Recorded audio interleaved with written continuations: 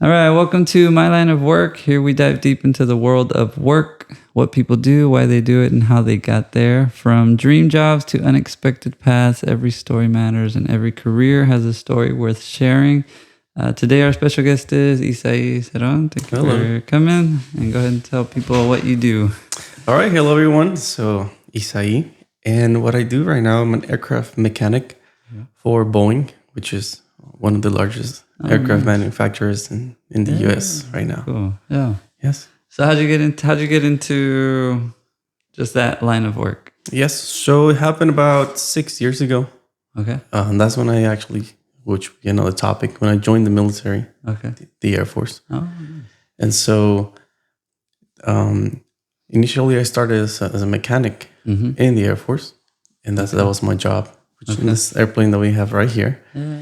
And 6 years after, I started looking to get into the manufacturing side of aviation, or like the business side of aviation, and that's how I ended up starting with Boeing. Yeah.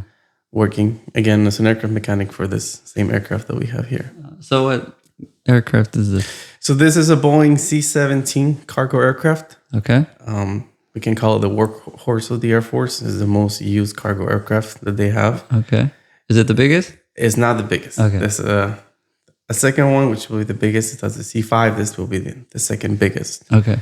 But this is the most commonly used. yes. Okay. They have a lot of them, and it's just capable of doing a lot of things and fly like a fighter jet, pretty much. Okay. And holding a lot of cargo. Yeah. So how often do you work on these? So, or how long does it take to? Let's say you get one in. Got it. Okay. So, it's called an overhaul facility, meaning that when an aircraft gets, in this case, to Boeing, we strip it completely.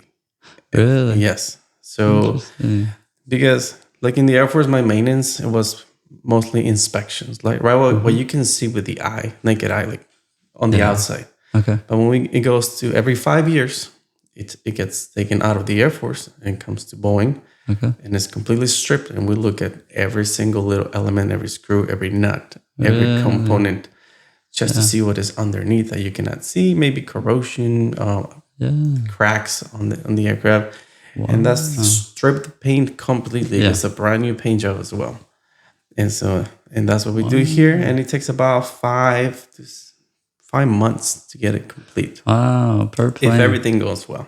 If you don't find little, yes. So you have a job security. Yeah, so we do here about 2 airplanes a year. 2 per year, that's it. Yes. Well, that's our team. There are multiple teams. Yeah. So we can have any from 10 to 15 aircraft at the same time, but there are multiple teams working on them, but one team can take up to maybe 5 months to work. Okay. In one of them. And are everyone who's working on the plane has the same certification, degree, whatever you want to call it?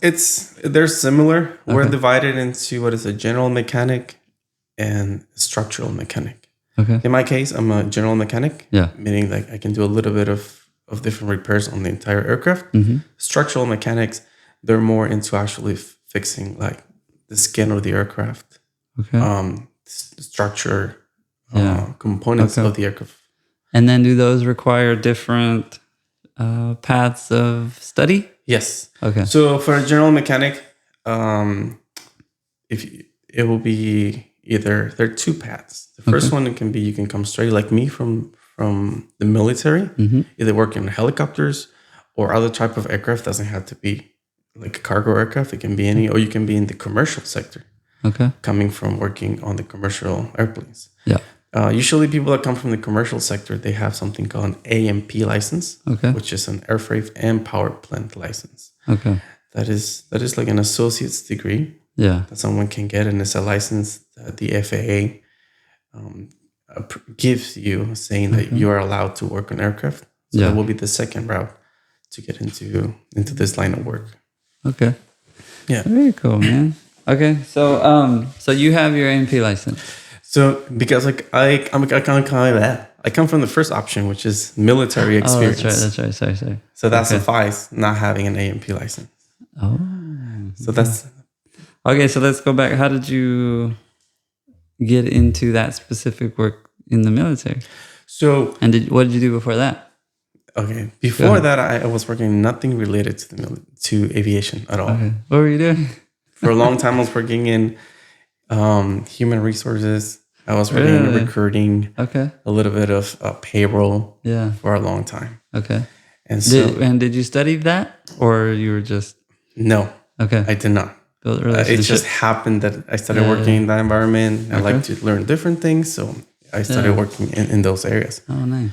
And so aviation was something I always liked. Mm-hmm. It was something that I was always attracted to. And so I always went to the air shows, right? Okay. The ones they have on military bases. Yeah. And so that was something I really liked to do almost every year. Okay.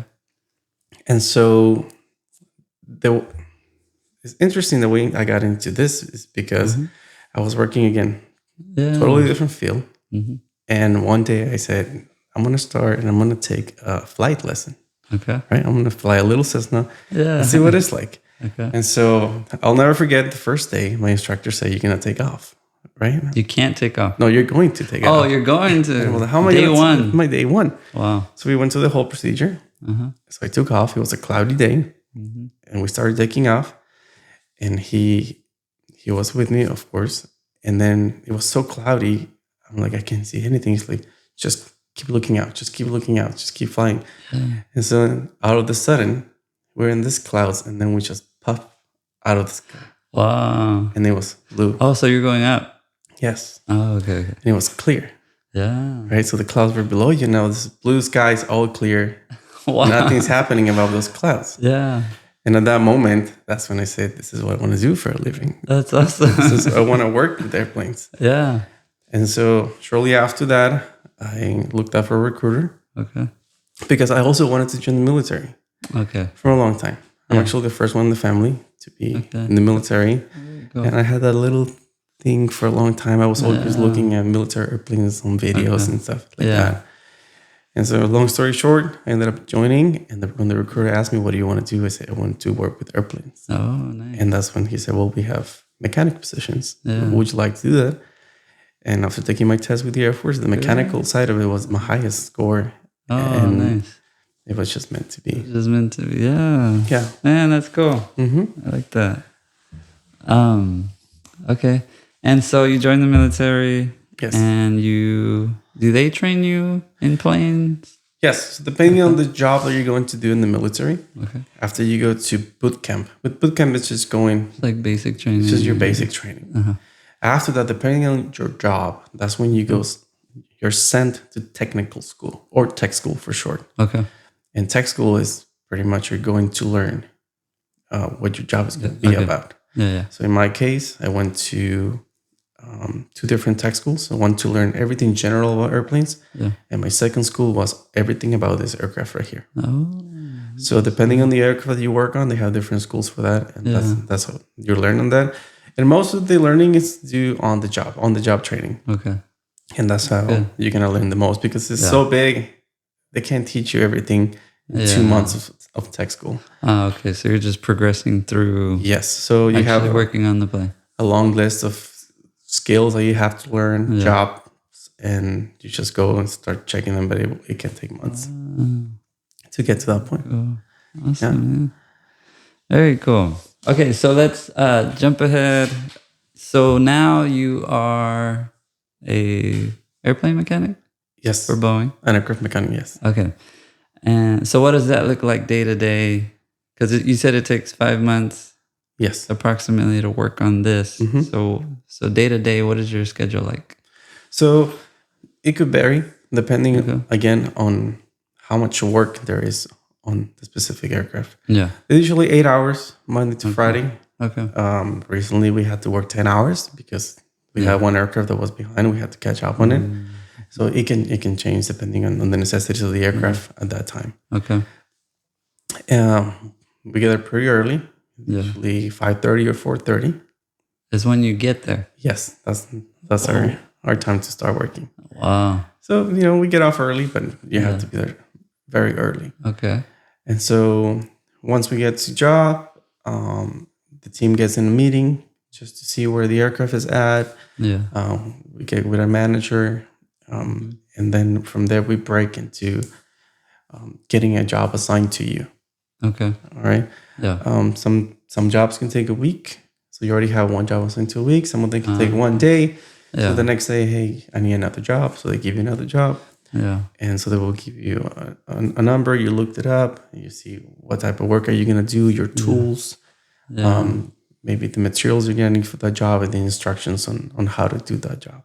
Wow. That's how a day looks like. Yeah. To complete one job. Man. And are you sitting a lot? Are you standing a lot? Are you kneeling a lot? Like what is all of those? Everything. Depending sometimes on what area they are playing, you can be bending a lot. You can be inside a tunnel, inside a closed space. Yeah. You can be standing a lot. Okay. So be on a high reach because everything is so high in this. You have to be on a high reach. Yeah. Or on top of the surface. Yeah. So it's demanding on your body. Yeah. Physically. But yes. Interesting. It is. Cool. Do you get a good lunch break?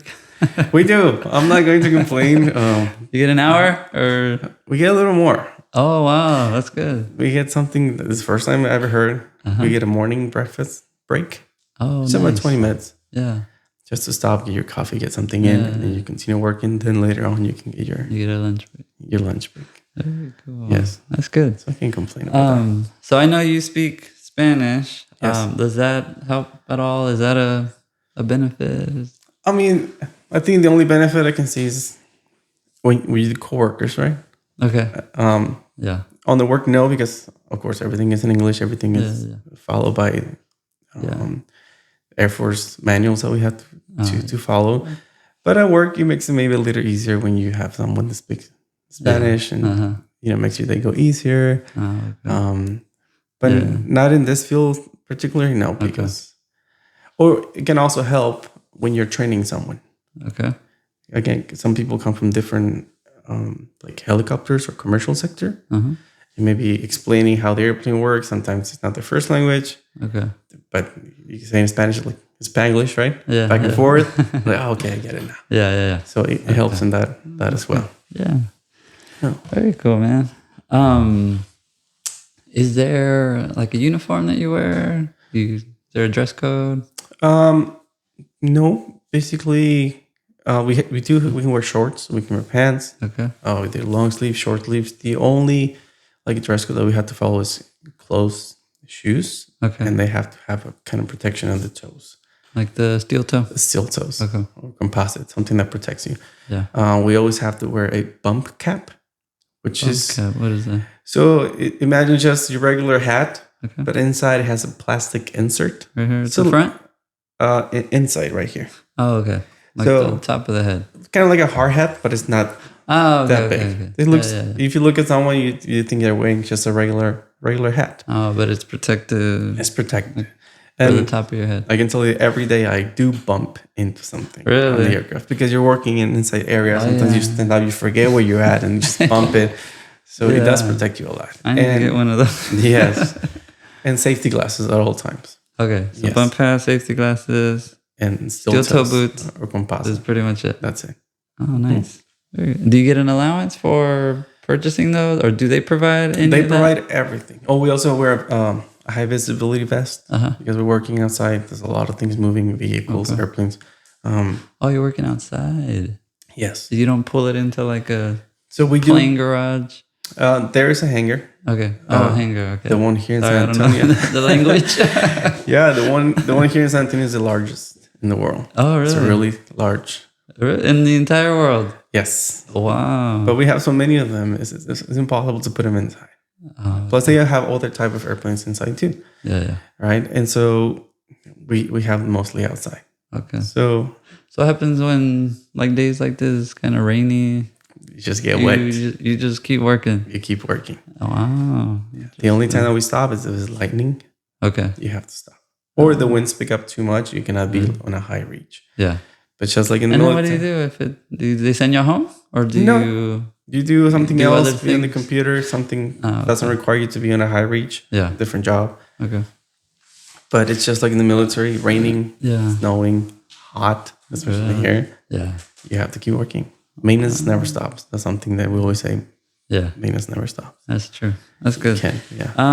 Okay, so I know physically, it's demanding. Is there any report writing that you have to do, like documentation on, Yes. So every job that you do, Uh-huh. at the end, you do a report. Especially if you complete the job, then you have to mark it as completed. Okay. That way, in the system, is showing what jobs are getting done. Yeah. And so that's something that we do. And then, as part of the report, are you explaining what you did? Yes, isn't a computer, so everything is typed. Maybe you can just put, I completed the job using this guidance. Okay. Or sometimes tools, we have to put what tools we use. Yeah. Because everything has to be recorded, especially in aviation. Yeah. Because anything that happens has to be able to be tracked. Okay. All the way to who put the screw in. Really? Right? So your name's on it. So you're signing that you're signing. I fastened this. Exactly. Wow. So you're a lot of responsibility. It is, and I think that's one of the challenges of this job. Yeah. Okay. Yeah, the responsibility that comes with it. Yeah, that's huge. Are there any benefits? Anything that you like? What's your favorite thing to do while working?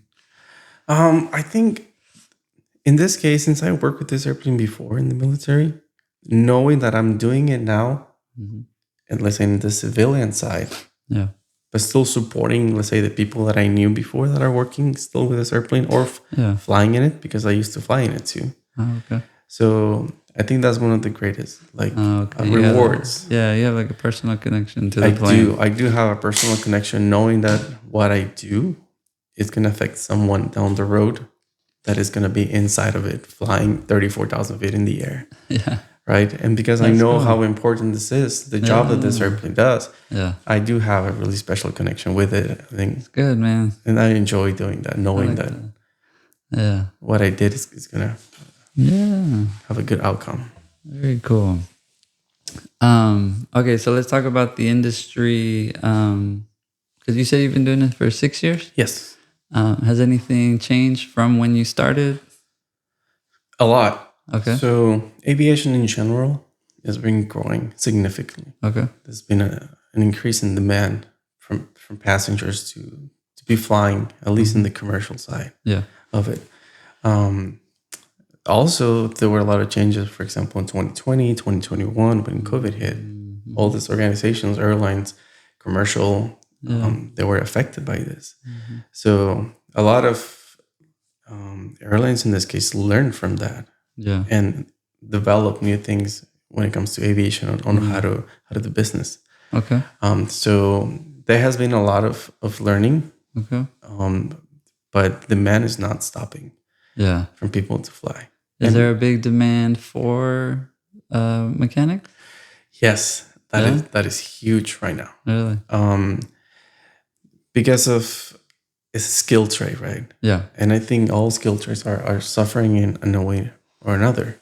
Yeah. And so, because becoming an aircraft mechanic, it has the two routes that we spoke before, which is either you get it through the military, or you have to get into getting a license. The A&P license. But that includes taking a lot of testings. Yeah. Because you have to be certified by the FAA saying this person is capable of working on an airplane. Yeah. So I think that discourages a lot of people, the amount of responsibility that comes with it, and the physical demands from it as well.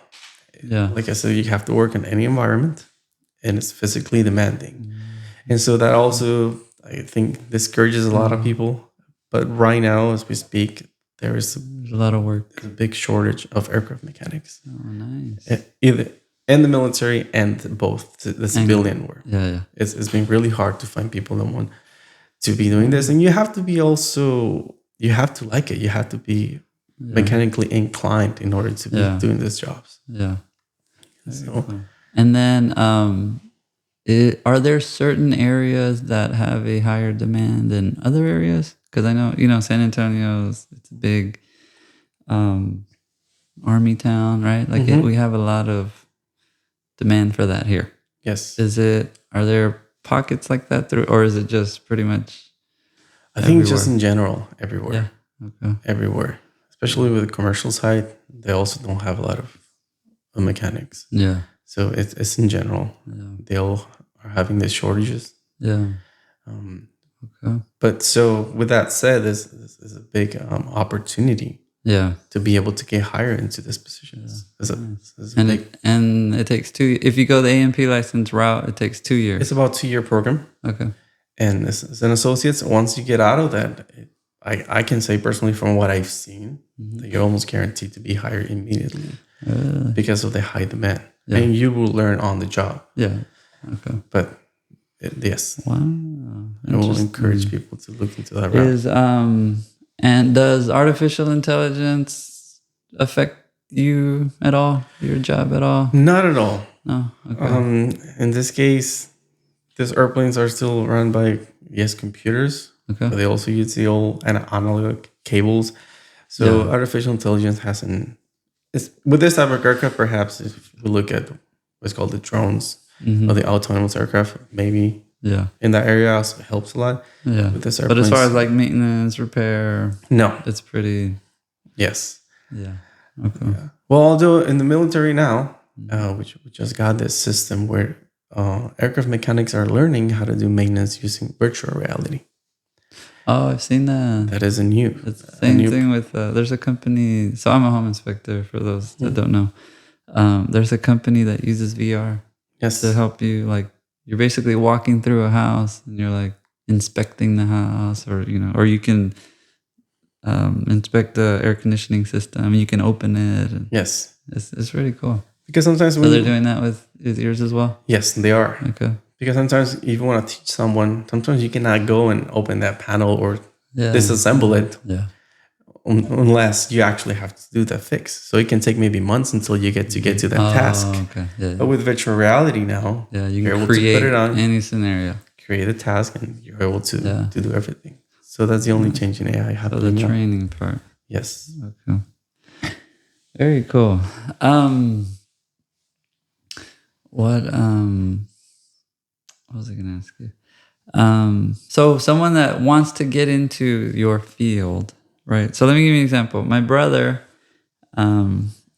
this was back in the early 2000s, right? My brother wanted to study. He was going to get his A&P license, right? Mm-hmm. So he goes to school, gets his A&P license. Well, he was recommended to keep going, right? So after he got his A&P license, instead of becoming a mechanic, he didn't work. He went and he got his bachelor's in professional aeronautics. So he went the whole route. Well, when he got his degree, he went to start applying. And what happened with him was he wouldn't get hired as a mechanic because they said he was overqualified. They thought he was going to demand more money because he's like, well, I have my professional aeronautics degree. So even though I'm a mechanic, you should pay me more. That was the assumption. Even though he wasn't demanding more money. And then he couldn't get paid as like a managing position because he had no experience being a mechanic, right? So let's say someone wants to do what you do. Yes. Is there, from the two routes, is there one you recommend over the other? Or what do you recommend if someone wants to do what you do? Yes. So that story is very similar to mine. Okay. Right? Yeah. What I would recommend is people that they want to get into this industry, even if they want to, let's say, I don't want to do maintenance for a long time. I want to go into project management, administration, business side of aircraft maintenance. Okay. I will strongly recommend to get their A&P license first. Yeah. And then become a mechanic?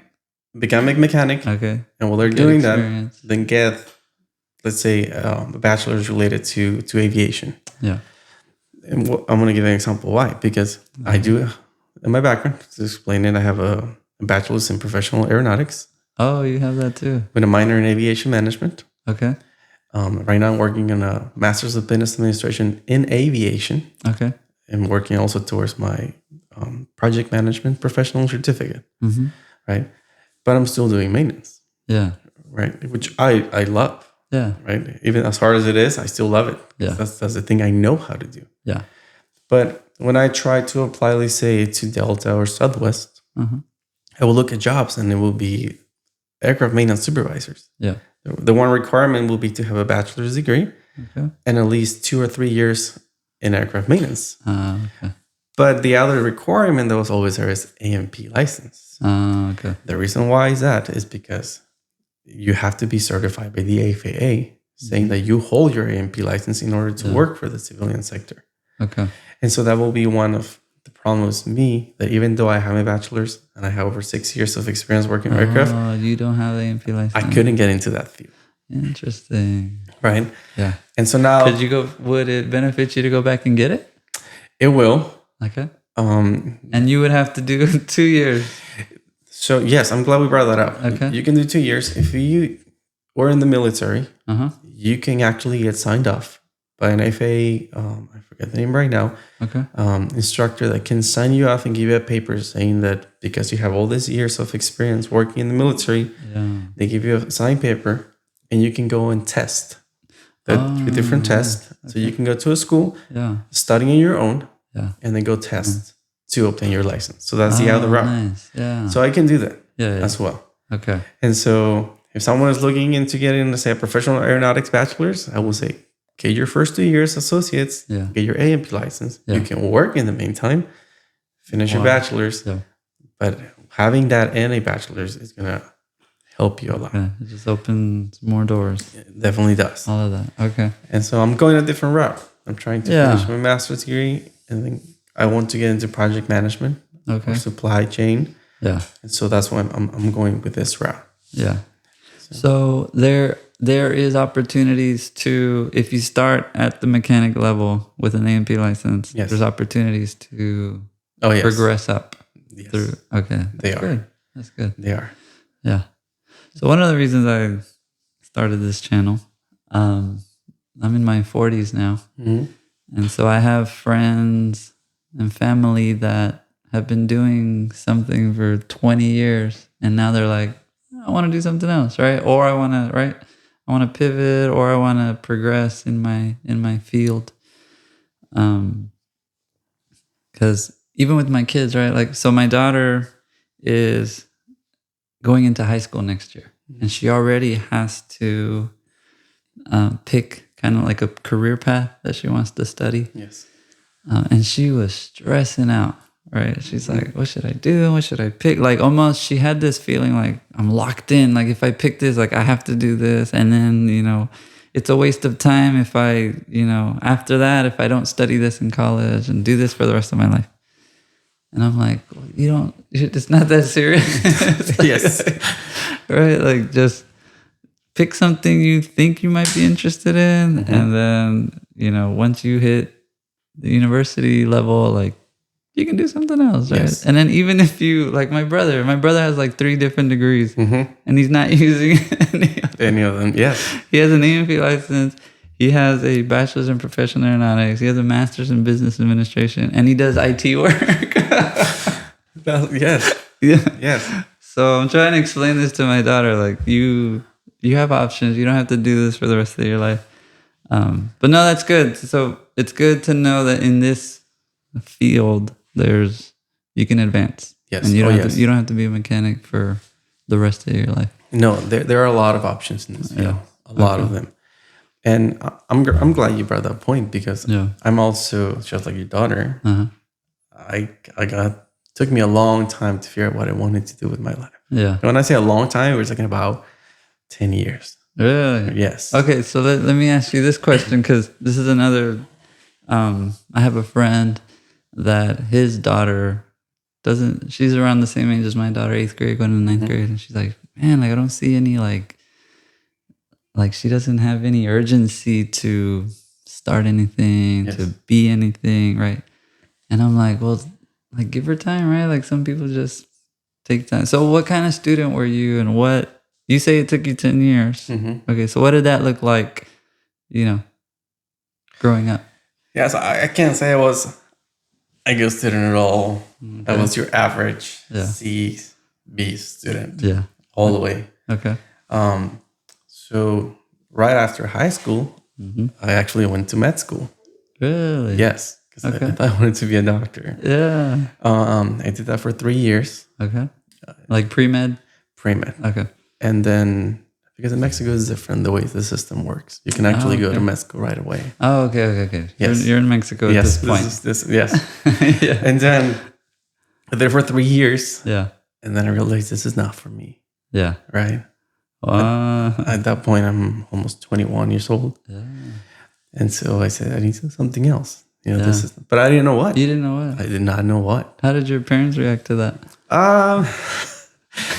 Well, yes, in the beginning, it was like, I think my mom took it more like, well, that's not what you want to do. I mean, we can't force you into doing that. Yeah.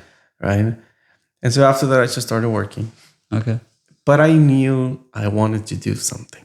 Yeah. Right? I knew I had to finish something. Okay. That was never, that was never out of the question. Yeah. I knew it. What? I had no idea.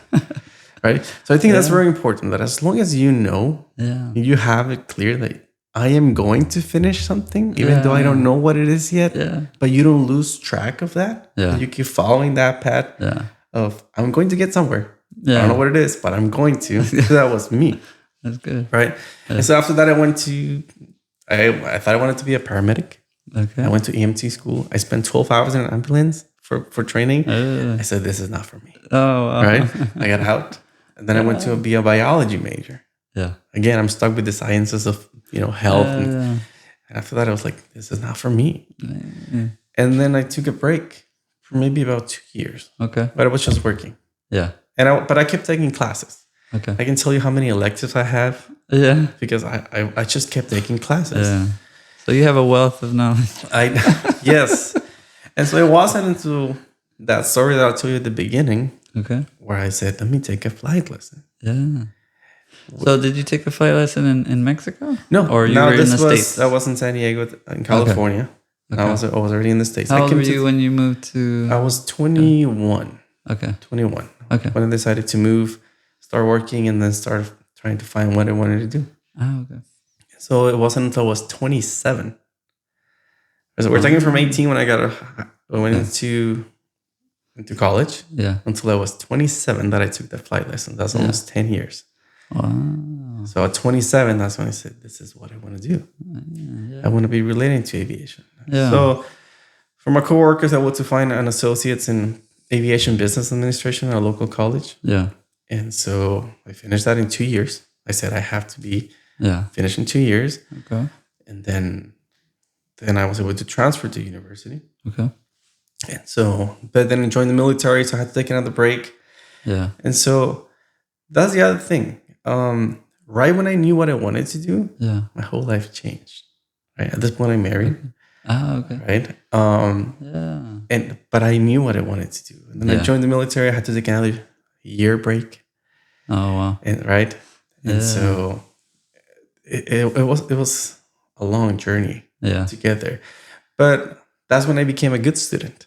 Okay. Because it got to the point where I remember telling my mom, because she was asking, how are you doing? I'm like, I'm too old to get bad grades. Right? I'm almost 30 years old. And so I became someone I didn't know I was able to be. Yeah. Just being an A student. Yeah. And getting mad with me, I would get a B. Yeah. That's interesting. Right? So when I graduated my bachelor's, I was able to be summa cum laude. Right? Yeah. I'll graduate with that. Nice. Because I wanted to get all A's. I got a few B's in math. I'm horrible with numbers. Yeah. So I got B's in math, economics, all that. But that is fine. Yeah. And then after that, I was like, took a year break, and then I went to my master's. And I'm again in the same, where like I'm getting A's, and I will get mad if I get a B. That's awesome. But now I'm 37 years old. Yeah.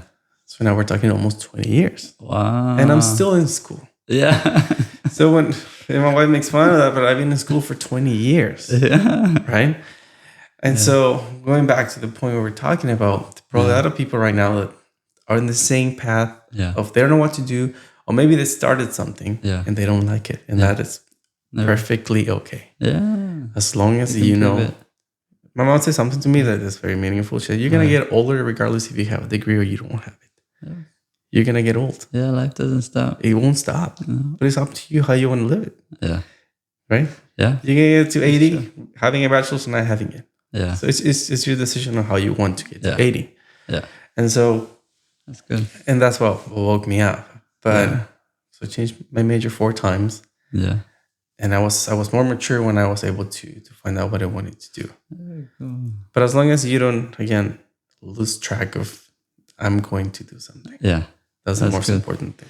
So my brother, I have a similar story. My brother told me, if you do what you have to do when you have to do it, later you can do what you want to do when you want to do it. Yes. So that was his push for me to, like, you know, apply myself. So my oldest brother, he's 7 years older than me. He's an electrical engineer. So when I was in high school, I was like, I'm going to be an electrical engineer, right? I just wanted to do everything my brother did. I wanted to do. So out of high school, I'm like, I go to college and I declare my major, electrical engineering. But at the same time, I have the benefit. I was the youngest of 5. I have the benefit of being able to play sports, because by the time I hit college, my brother's an engineer. My sister, who's second oldest, is also an engineer, right? So now the things that my parents couldn't provide for them, extracurricular things, my sister's buying me cleats. My brother, you know, is giving me money for just spending money, right? So I start the university, and I'm studying engineering, but I'm also very passionate about soccer, football, right? Yes. And I'm like, I want to be a professional soccer player. That's since I was little, right? And so I didn't take school very seriously. Right? About a year in, I almost get kicked out of college because my grades are so bad. My mom is like, you're not going to play soccer anymore. Like, you need to stop. At the same time, I figured, I'm like, I don't think I like engineering, right? Well, I went and talked to my counselor, and he saw that I'm from Mexico. I speak Spanish. He's like, hey, there's actually a grant for bilingual. They're looking for bilingual teachers. I'm like, oh, okay. So I go and talk to my brother, and he's like, try it. Like, you might like it. Yeah, try it. So I pivoted from engineering to bilingual education. And I ended up loving it. I taught for 12 years. I don't do that now. I'm an inspector, which is another story. But yeah, like, since I was little, I'm just like, I'm going to do what my brother does. He's an engineer. I'm going to do that. And then same thing, my parents, when we came from Monterrey, it was like, you have to go to school. You have to go to school so you don't suffer like we suffer. Like, it was hard because my parents were both janitors. They didn't make much money. So there was a big focus on education, and which is why we're I think from the generation of, if you want to make good money, like, you have to go to college, and then college provides you a good job. Yes. And so yeah, for when I was little, it was like, go to college, you can be an engineer, you can be a doctor, you can be a lawyer. Like, everything was, you know, these short list of professions, right? In fact, when I told my mom I was going to be a teacher, she's like, you're going to be poor, you're going to struggle. Yeah. You know, it worked out for us. But yeah, I think same thing, right? Like, if you took a snapshot of my life as a freshman in college, it was just failure. It was just, GPA was low. I think the only class I got a C in was math. Okay. Right? Everything else was just D or F. It was bad. But yeah, once I got, like you said, right? Once I got into my education classes, it was just straight A's, right? But for the kids out there that haven't started college, it took years for my GPA to go up. Yes. From 2-3 semesters of like C's and D's and F's to 3 years of straight A's, a couple of B's. I mean, it took finally until I graduated for my GPA to like be good. Because that's when you actually start working on the things you're passionate about. Yeah. And I think that's, like you said, for anyone watching this, if you're in your first 2 years, you're probably going to not like it at all. Because you're taking all the general ed classes. But it's not until you actually get to what you really want to do, that's what happens. And that's what happened to me. Once we got into those classes that, I really like this business classes. And then that's when I started getting better and better at it. Yeah, that happened to me too. And you brought a good point, which is it has changed the way before is, yes, you got to get an education. And I think in my part, that was the pressure of finish high school and go to college, right? Yeah. But I think that has changed a little bit. Yeah. And there are other options. For example, if you just want to be an aircraft mechanic, if you work for the airlines as an aircraft mechanic right now, you can be making the same or more as someone that has a bachelor's degree. Oh, yeah. Because it is a skill trade. Yeah. And I think skill trades are very important and we're losing them. Yeah. And I'm talking about all skill trades, plumbing, electrician, being the construction, aircraft mechanics, car mechanics, which are really good skills that we're losing. Yeah. And so that being a mechanic is, in aviation is a great career. Yeah. That can really, really bring revenue to you. Yeah. And that's good. So it's important to bring that up just in case there's someone that's like, well, I just want to, do my EMP. That's absolutely fine because it is a good field to be in. Career, good money. Yes. Very cool. It opens a lot of doors. Yeah. Yeah. I mean, I would like to interview on this channel just, people that went to college and are doing well and degrees that require, university study. And then I also want to interview people that have trades, right? And, I went to school for 2 years. I learned this skill and I apply it and I make good money, right? Or even people that I didn't study, I didn't go to college, I didn't learn a trade. I just started a business and this is what I do. And, I provide this service or I provide these goods. Like I make this and sell it, right? I think there's just a lot of ways to make money. There are. And some require college, some require technical degrees, some just start a business, right? And I think it just requires knowledge. Yeah. And effort. That's the other thing I want to communicate. Yes. Right? Like it's not, none of these things are easy. It's not easy being a teacher. It's not easy being an airplane mechanic. It's not easy being an engineer, a dentist. Like it takes work. It does. Yeah. And so that's something I always explain to like the youngers. Is like, even if you just have to have knowledge, regardless of what you want to do, you have to learn the skill in a way or another. It doesn't have to be college, but you have to immerse yourself into reading. If you want to start your own business, you can just decide and go, I'm just going to open it. Yeah. You have to learn a little bit of how to open a business. Yeah. You can watch a YouTube video on how to do it, listen to a podcast on how to open a business, but you have to immerse yourself into those areas. What you want to do. Yeah, that's what separates, I think. Now I have my own business. And there are, so I'm a home inspector. There are inspectors that start their companies and just are by themselves and they do everything. And it's just, there are pros and cons of that, right? And then there are other inspectors that have a vision for, we're gonna grow this thing, and I'm gonna have a team of inspectors, right? And then from that you grow into, I'm gonna have operations, right? And then I'm gonna have, the company grows, and then the things, the services and the quality that this team is able to offer compared to the solo inspector, right, is because of that, right? Yes. They differentiated themselves because I'm going to learn about business. I'm going to learn about customer service. I'm going to learn about, what other service can I offer, right? Yes. How can I train and learn and grow, right? And it's like that, I think, with any field, right? You just, you create value as you become more valuable, more skilled, more knowledgeable. And so... Yeah, and that's something I always talk to my trainees in the Air Force of. Don't be complacent. Always trying to learn more. Because like you said, that's going to give you more value. Yeah. To be able to grow. Yeah. Because people will see that. Yeah, man. Your skills. Cool. What other advice? Do you have any other advice for anyone that wants to be an airplane mechanic? Yeah, so the other option, I'm not a military recruiter. Okay. But I have told people that in the same page, like, I don't know what to do with my life. Like getting out of high school, I strongly say if you don't really know what to do with your life, just join the military. Yeah. Because they provide you with the experience to work.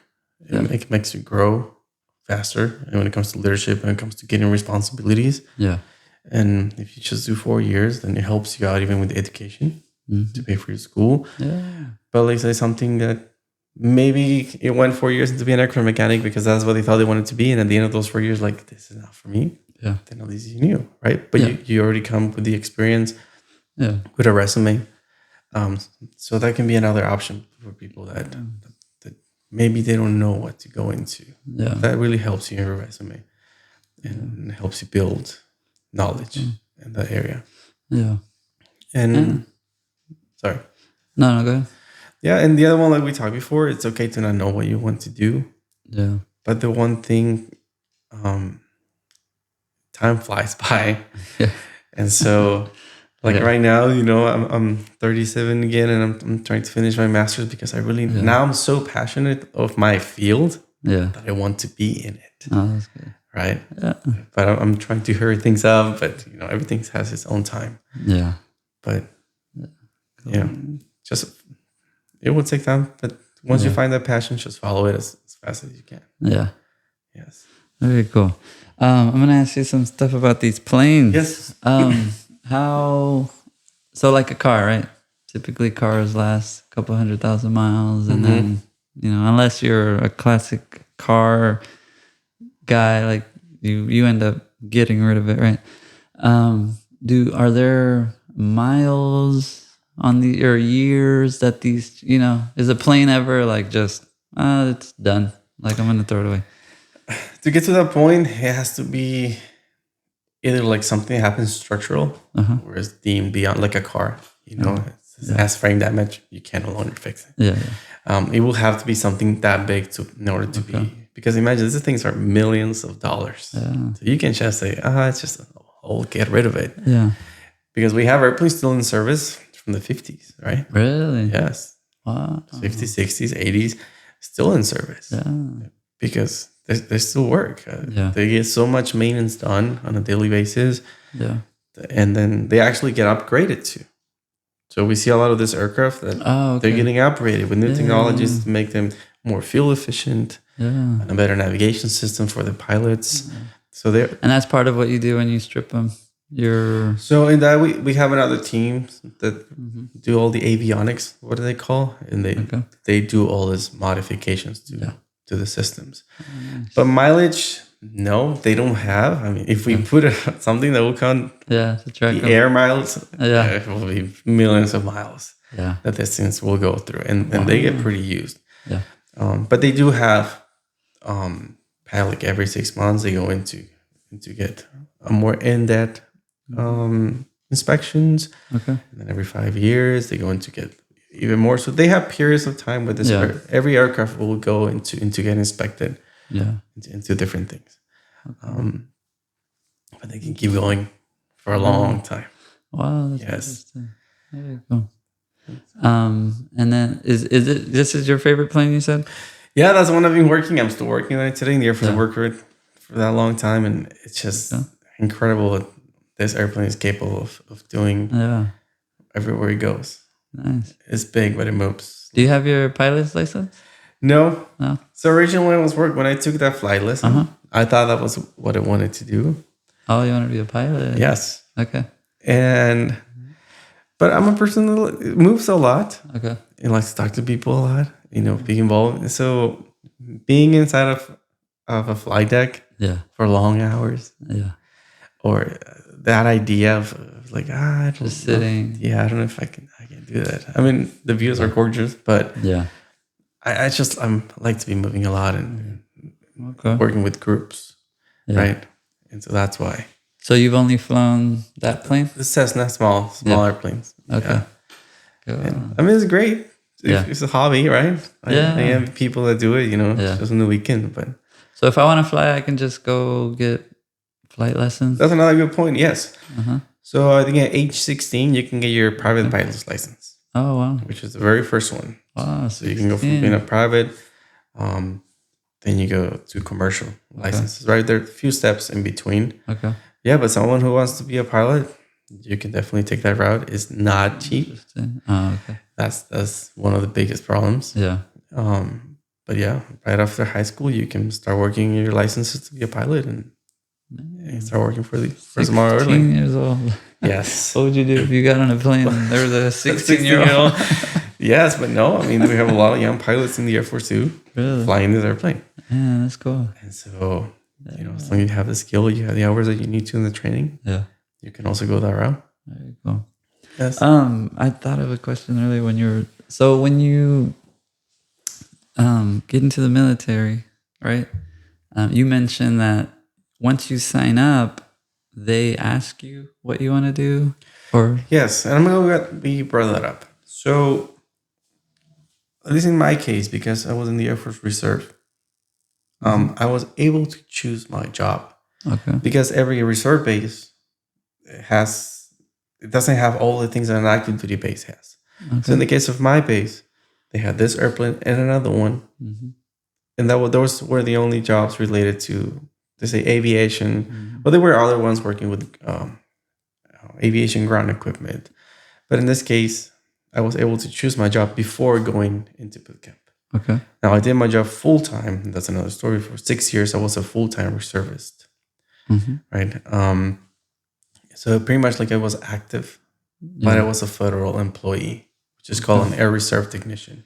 Okay. So that was my full time. Right after boot camp and tech school, I was a full time mechanic for the Air Force, right? In uniform still, just following different rules. If you go into active duty, you're going to create a dream list of your jobs. You get to that point where they're going to ask you, start putting all the jobs that you would like to have. And then it will be like a lottery if you get it or not. That's the difference. Okay. When I went into boot camp, because we already had our jobs, because we are going straight to that base, then they put us in a different room. But when you're going active, because you don't know what base are going to be stationed at, so you have to make your dream list. And you can put perhaps all 15 airplanes, and you're going to get one. Oh, yeah. But right now, I know the military in general needs a lot of aircraft mechanics. Oh, nice. And so if you want to go in that field, you can make your dream list, and then we'll see if you can get into that job. Very cool, man. That's the difference. Awesome. Was there anything else? I don't have any more questions. No, just say aviation has a lot of opportunities in a lot of different areas. Yeah.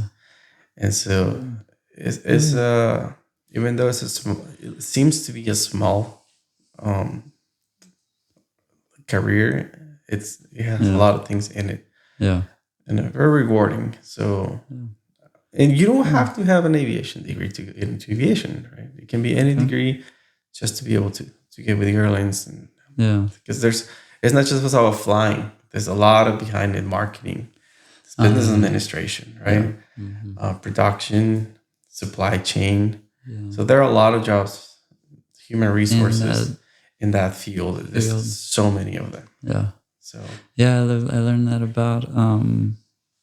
I interviewed a firefighter, and same thing. It's you can be a firefighter, you can be an engineer who drives. That too. You can be a lieutenant, chief, captain. Yes. And then outside of the fire station, there's other jobs that you can do related to firefighting. Yes. So the funny thing is the people I've interviewed. So I interviewed a firefighter, and I said, "How often do you fight fires?" And he's like, "Probably about 20% of the time." And then I interviewed a pastor, right? And he's like, "People think that I just preach, but that's probably like same 20% of what I do, right?" But a mechanic, that's 100%. You are 100% of the time. That's why I say you have to like it, because this is going to be a 100% of the time job. Very cool. Yes. Are there any cool tools that you use? You know what? We still very using the old school tools, wrenches, sockets.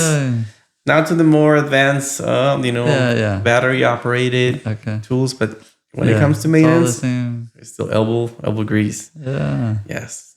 And, cool. It's been getting better with battery operated tools. But, Oh yeah. But you're still using your Your will agrees to turn those wrenches. Yeah.